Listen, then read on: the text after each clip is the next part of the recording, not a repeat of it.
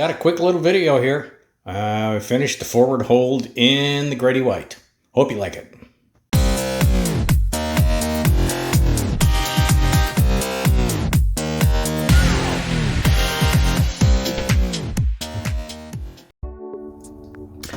Well, I got the forward bulkhead and the forward hold tabbed in. All I got to do now is put a little gel coat on it, make it white, and we'll have the forward hold done. Well, that's the completion of the bulkhead and the forward hold.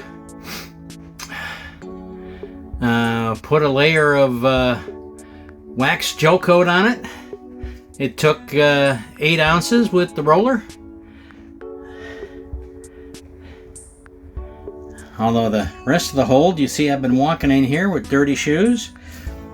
Moving on next to the first mate's console on the port side of the boat.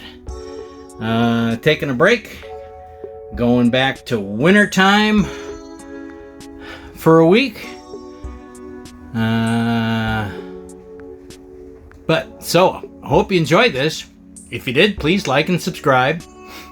And thanks for watching. And of course, I've got a parting thought for you.